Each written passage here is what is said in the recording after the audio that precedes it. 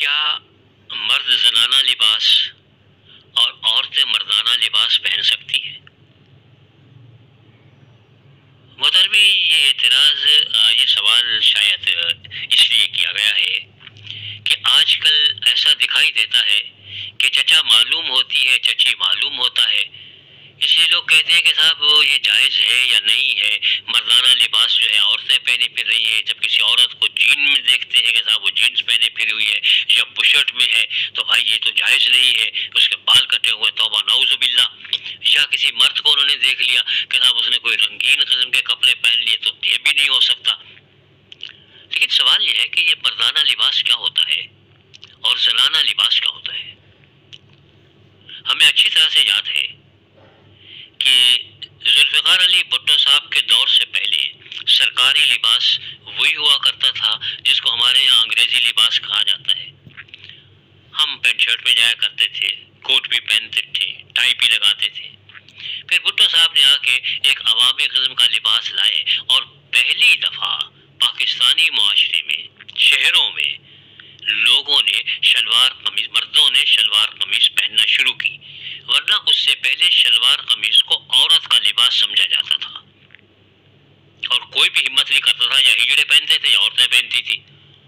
اب مرد بھی پہنتے ہیں، ہم بھی پہنتے ہیں، دوسرے بھی پہنتے ہیں، کسی کو کوئی اعتراض نہیں ہوتا۔ اب نہ یہ مردانہ لباس رہا ہے، نہ یہ زنانہ لباس رہا ہے، نہ یہ درمیانہ لباس رہا ہے، بلکہ یہ عوام کا لباس ہو گیا ہے۔ دھوتی کو عام طور پر مردانہ لباس سمجھا جاتا ہے، لیکن پنجاب میں خواتین پہنتی ہیں اور کسی نے اعتراض نہیں کیا کہ صاحب یہ مردانہ لباس ہے، آپ نے دھوتی کیوں باندھی ہوئی ہے؟ باندھتی ہے بھائی، آپ کون ہوتے ہیں؟ اس طرح سے تو کیسے معلوم ہوتا ہے کہ یہ مردانہ لباس ہے یا زنانہ لباس ہے؟ اس کا معیار کسی کتاب میں لکھا ہوا نہیں ہے، اور نہ اللہ میاں کو اس سے دلچسپی ہے کہ بیٹھ کے آپ کو بتائے کہ مردانہ لباس ایسا ہوتا ہے اور زنانہ لباس ایسا ہوتا ہے۔ مردانہ لباس کے کالر ہوتے ہیں، زنانہ لباس کے کالر نہیں ہوتے۔ یہ جینس ہوتی ہے چست ہوتی ہے، وہ چست نہیں ہوتی۔ بھائی چست نہیں ہوتی تو وہ ہمارے یہاں جو چوڑی دار پاجامہ چلتا تھا زنانہ، تو وہ کم از کم اس جینس سے تو زیادہ ہی چست ہوتا تھا بھائی، اس میں تو کبھی کسی نے نہیں کہا کہ صاحب یہ نہیں ہے، صاحب یہ لباس ہے۔ وہ آپ نے بشرٹ پہنی ہوئی ہے، یہ کبھی کبھی اوپر اٹھ جاتی ہے، اس سے پیٹ نظر آ جاتا ہے۔ بھائی ساڑی میں تو پورا ہی پیٹ نظر آ رہا ہوتا ہے، لیکن وہ پھر بھی زنانہ لباس ہے، اس پہ کسی نے نہیں کہا کہ یہ مردانہ لباس ہے۔ زنانہ اور مردانہ لباس کا معیار آسمانی کتابیں نہیں ہے، نہ اللہ میاں کو اس کے بارے میں اتنی فکر کرنے کی ضرورت ہے کہ کون مردانہ لباس پہنے پھر رہا ہے، کون زنانہ۔ مردانہ اور زنانہ لباس کا تعین وہاں کا ماحول، وہاں کا معاشرہ، وہاں کا رسم و رواج اور وہاں کا اسٹائل کرتا ہے۔ جس زمانے میں جو لباس زنانہ سمجھا جاتا ہے وہ زنانہ ہوتا ہے، اور جو لباس مردانہ سمجھا جاتا ہے وہ مردانہ ہوتا ہے۔ عین ممکن ہے کہ 10 سال کے بعد، 20 سال کے بعد یا 100 سال کے بعد مردانہ لباس زنانہ ہو جائے، زنانہ مردانہ ہو جائے، بدل جائے۔ اگر آپ کو کیا پریشانی ہے؟ اگر کسی زمانے میں صرف مرد بھی بال نہیں کٹواتے تھے سر کے بھائی، ان کے بھی لمبے لمبے ہوا کرتے تھے زلفیں، عورتوں کی بھی لمبی لمبی زلفیں ہوتی تھی، تو کوئی مسئلہ نہیں تھا۔ پھر معلوم ہوا کہ نہیں صاحب مردوں نے کاٹنا شروع کیے، عورتوں نے رکھنا شروع کیے۔ اگر اب عورت بھی کٹوا لیتی ہے تو مردانہ اور زنانہ کی وہ جو تفریق آپ کریں زبردستی ایک ہونی چاہیے، وہ اب بھی موجود ہے، وہ تفریق نہیں مٹی ہے۔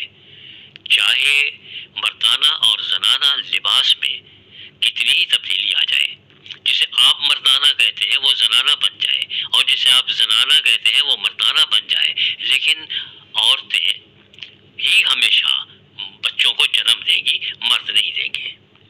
یہ تفریق جو قدرت نے قائم کی ہے اسے ہم اور آپ نہیں مٹا سکتے، لیکن لباس یہ تو ہمارا آپ کا بنایا ہوا ہے، ہمارے ماحول کی پیداوار ہے، ہماری ضروریات کی بنا پر ہے، اور اس میں کوئی بھی تبدیلی آتی ہے، معاشرے میں اور تبدیلی آتی ہے، اگر اس میں تبدیلی آ جاتی ہے تو کیوں اللہ میاں کو پریشانی ہو جاتی ہے؟ کسی کو بھی پریشانی نہیں ہونی چاہیے، نہ اللہ کو نہ اللہ کے بندوں کو۔ اللہ کو تو ہوتی نہیں ہے، اللہ کے بندوں کو لازمی پریشانی ہو جاتی ہے کہ صاحب یہ دیکھو مرد اور عورت کی تفریق نہیں رہی۔ بھائی تفریق موجود ہے، اب بھی عورتیں ہی بچے دے رہی ہیں، مرد نہیں دے رہے ہیں، اتنی تفریق کسی نے ختم نہیں کی ہے، اور نہ کسی کے اختیار میں ہے کہ یہ تفریق ختم کر دے۔ ہاں اگر یہ ہے کہ مردانہ اور زنانہ لباس کا کوئی تعین کسی آسمانی کتاب میں ہوتا ہوتا ہے اور زنانہ لباس یہ ہوتا ہے، تو تب آپ یہ کہہ سکتے ہیں۔ اس سلسلے میں ایک اور بات بھی چل پڑی ہے، اور کچھ جگہ لوگ کہتے ہیں کہ بھائی دیکھیں یہ داڑھی مونچھ جو ہے یہ تو مرد کی علامت ہے، اگر مرد داڑھی مونچھ مڈا دے تو پھر عورت میں اور مرد میں کیا فرق رہ جاتا ہے؟ بھائی عورت اور مرد میں پھر بھی فرق رہ جاتا ہے اور فرق رہے گا، داڑھی اور مونچھ ہی صرف کافی فرق کے لیے نہیں ہے، اور بھی بہت ساری چیزیں ہیں آج ان کا تذکرہ کرنا یہاں مناسب نہیں ہے، لیکن وہ فرق تو رہیں گے، لازمی رہیں گے۔ تو لہٰذا آپ لباس کے بارے میں پریشان نہ ہو۔ البتہ ایک اور لباس ہے جس کے بارے میں پریشان ہونے کی ضرورت ہے اور جس کا ذکر کلام اللہ میں آیا ہے، اور جس کے بارے میں کہا گیا ہے کہ وہ لباس لازمی ہے، اس لباس کے بغیر آپ جنت میں نہیں جا سکتے، اور وہ ہے تقوی کا لباس، پرہیزگاری کا لباس، صالحیت کا لباس۔ وہ لباس ہونا چاہیے، اس پہ ہر ایک مذہب زور دیتا ہے اور وہ بہت ضروری ہے۔